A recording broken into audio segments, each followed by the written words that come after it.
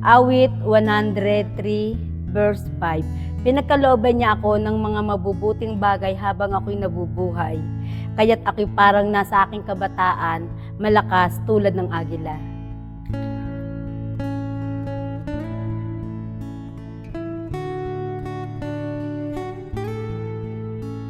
Tatlong taon ko nalaman na ako may sakit na cancer, stage 4 siya.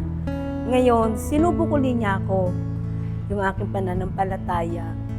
Dumating yung punto na na-detect uli yung aking sakit, na kumalat hanggang ulo. Ang hirap kasi, siyempre yung mga gamutan, at yung laging pagpunta mo sa ospital, yung mga taong kakausapin mo, pero ang Diyos, hindi pa rin niya ako tinalikuran. Andun pa rin yung pag-asa ko na laging nagsasabi sa akin ng aking mga anak na, kaya mo yan. Hindi mo kaya, ang Diyos ang bahala sa iyo. Siya ang magbibigay sa iyo ng kalakasan.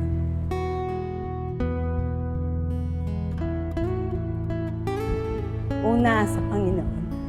Pangalawa sa pamilya ko. Kasi talagang mahirap yung aming pinagdaanan. Pero salamat sa Diyos. Minsan hindi niya ako tinalikuran. Bagamat may mga pagkakamali akong nagawa sa buhay ko, handa ang kamay niya na tulungan pa rin ako iahas sa sakit na ito. Sa tulad noon, nasabi ko nga na 3 taon, natapos bumalik uli nga yung sakit ko. Minsan talaga ako na parang nawalan din ako ng punto na gano'n, na nawalan ng pag-asa. Pero lagi nagpapaalala sa akin ng Diyos. Sabi nga niya, ako ang nagbigay ng buhay. Ako pa rin ang aayos ng lahat. Kaya nagpapasalamat ako sa Diyos sa kada umaga na ako nagigising sa umaga.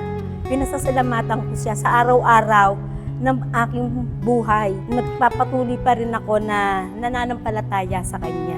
At binigyan pa rin niya ako ng pag-asa.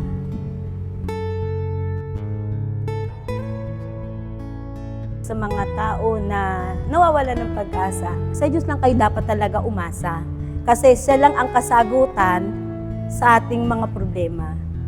Kasi talagang sa akin, nung time na yun, talagang nawalan ako ng pag-asa. Pero hindi ka dapat talaga mawalan ng pag-asa at huwag kang magtatanong sa Panginoon na bakit nangyari sa iyo yan. Hindi ako nagtanong sa Panginoon. Ang sabi ko lang, Lord, binigay mo to sa akin. Kasama mo ko, kasama kita, natutulungan mo ko na ako'y gagaling.